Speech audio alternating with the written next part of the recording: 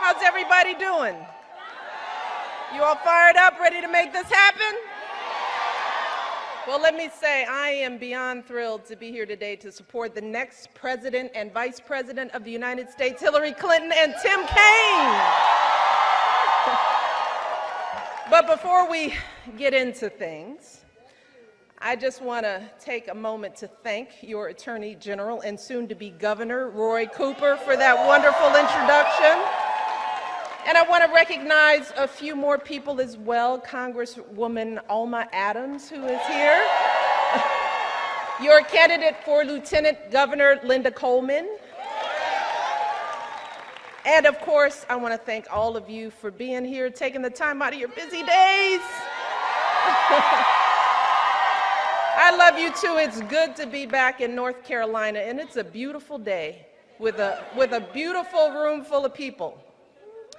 And I have been so nostalgic campaigning. Can you believe I'm campaigning again? But I'm happy to be out here because this is the last time. And I can't believe that it's almost election day. We're getting there, folks, right? And we're coming to the end of our time, my family's time in the White House. Yeah. As I've said, it's fine. It's fine because we got a good replacement in Hillary Clinton, so we'll be good. But as I've been traveling around campaigning, I've just been sharing how this time is I'm mixed about this time. It's a little bittersweet because we are experiencing a time of great transition. For me and Barack and Malia and Sasha and Bo and Sonny and Grandma, all of us. As we figure out what we're gonna do next, I gotta get my husband to work. I'm going to need a job, but it'll be a job out of politics.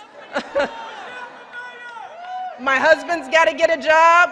Somebody's got to hire that man. They're making us move, so we're getting a new house.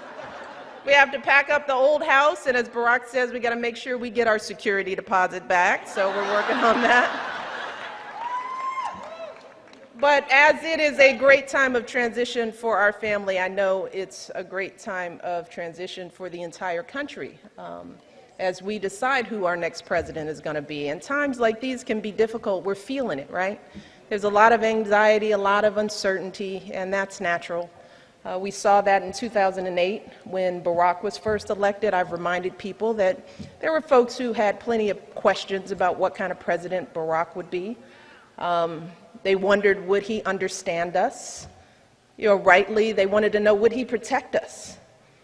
But then, of course, there were those who had different questions. Questions that they continue to ask for the past 8 years, whether Barack was born in this country. As I've said, these questions are hurtful, deceitful, and they were designed to deliberately undermine his presidency. And I want to remind people, these are questions that cannot be blamed on others. They cannot be swept under the rug with an insincere sentence at a press conference. And I think that during his time in office, my husband has answered those questions with the example he set and the dignity he has shown by always going high when they go low. And he's answered those questions with the progress that we have all achieved together. Progress like passing health reform, creating millions of jobs, slashing the unemployment rate, lifting millions of people out of poverty, expanding LGBT rights so marriage equality is now the law of the land. I could go on and on and on. But even after all this progress, it is understandable that folks are feeling a little uncertain as we face this next transition. So the question now before us all is, how do we sort through all the negativity, all the name-calling that we've been experiencing, and choose the right person to lead our country forward? Well, I'm out here because I'm sharing what I think is a unique perspective that I have. As someone who has seen the presidency up close and personal, I want to share with you what I have learned about this job, watching it every day for the last 7.5 years. First and foremost, this job is very hard. I have said it again and again, it is the highest stakes, most 24/7 job you can possibly imagine. The issues that cross a president's desk are never easy. He doesn't get the easy questions. The solutions to persistent systemic challenges are never black and white. And just think about the crises that Barack has faced just these last 8 years. In his first term alone, Barack had to rescue our economy from the worst crisis since the Great Depression. He had to make the call to take out Osama bin Laden. He's had to respond to devastating natural disasters like Hurricane Sandy and so much more. So when it comes to the qualifications that we should demand of our president, to start with, we need someone who will take the job seriously. And that means we need someone who will actually study and prepare so that they understand the issues better than anyone else on their team. And trust me, we need someone with superb judgment in their own right. Because yes, a president can hire the best on earth, but let me tell you, 5 advisors will give the president 5 different opinions. And the president alone always has to make the final call. We also need someone who is steady and measured, because when making life or death, war or peace decisions, a president can't just pop off or lash out irrationally. And I think we can all agree that someone who's roaming around at 3 a.m. tweeting should not have their fingers on the nuclear codes.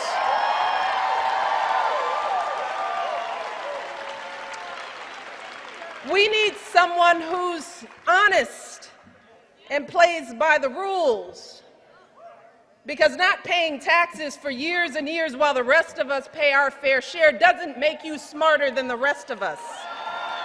No, we need a president who will choose to do what's best for the country, even when it doesn't personally benefit them.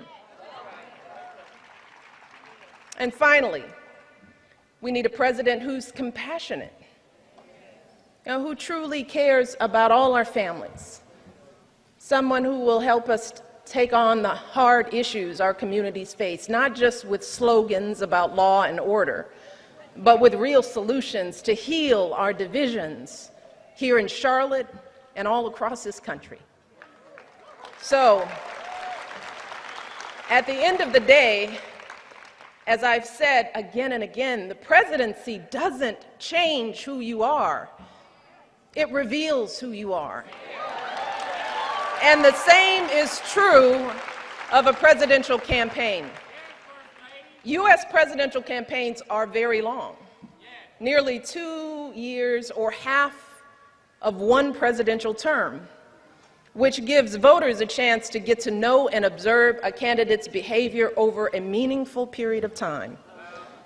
So, if a candidate traffics in prejudice, fear, and lies on the campaign trail, if a candidate mocks people with disabilities or folks who are sick, if a candidate implies that veterans who serve our country so bravely are somehow weak because they're dealing with the wounds of war, if a candidate regularly demeans and humiliates women, making cruel and insulting comments about our bodies, criticizing how we look, how we act, well, sadly, that's who that candidate really is. That's the kind of president they will be. And trust me, a candidate is not going to suddenly change once they're in office.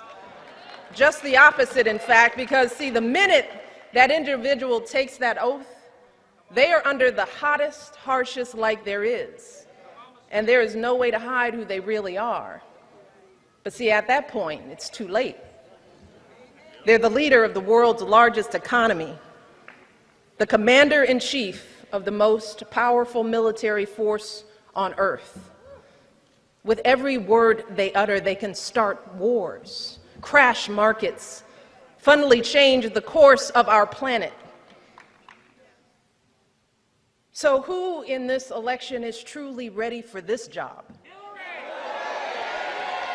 Well, I agree. For me, there is only one candidate in this race who we can trust with those responsibilities, only one person with the qualifications and temperament for this job, and that person is our friend Hillary Clinton, without a doubt.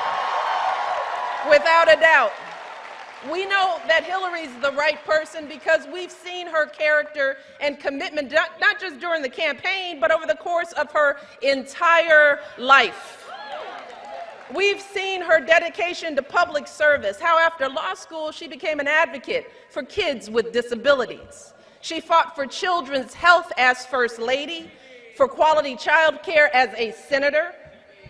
And when she didn't become president in 2008, Hillary didn't just throw in the towel. No, she once again answered the call to serve and earned sky-high approval ratings. She earned sky-high approval ratings as our Secretary of State. And for those who question her stamina to be president, Hillary's resilience is more than proven. As she said in the debate last week, she's the only candidate in this race who has traveled to 112 countries, who has negotiated a ceasefire, a peace agreement, a release of dissidents, who spent 11 hours testifying before a congressional committee. Hillary Clinton is tough. See, I've watched her. When she gets knocked down, she doesn't complain. She doesn't cry foul. No, she gets right back up, comes back stronger for the people who need her most. And let's not forget that Hillary is one of the few people on this entire planet, and clearly the only person in this race who has any idea what this job entails. The staggering stakes, the brutal hours, the overwhelming stresses. See, and this is the beauty of it. She knows this, and yet she's still willing to do this job. See, because Hillary was raised to believe that she has an obligation to use her talents to help as many people as possible. And that is why she's running. See, now for me, that's dedication. That's what love of country looks like. So when I hear folks saying that they're just not feeling inspired in this election, I really have to disagree. Because right now, we have an opportunity to elect one of the most qualified people who has ever endeavored to become president. Hillary, I remind people, Hillary has been a lawyer, a law professor, First Lady of Arkansas, First Lady of the United States, a U.S. Senator, Secretary of State. See, Charlotte, that is why I'm inspired by Hillary. That's why I'm here. I'm inspired by her persistence and consistency. I'm inspired by her heart and her guts. I'm inspired by her lifelong record of service. No one in our lifetime has ever had as much experience and exposure to the presidency. Not Barack, not Bill, nobody. And yes, she just happens to be a woman.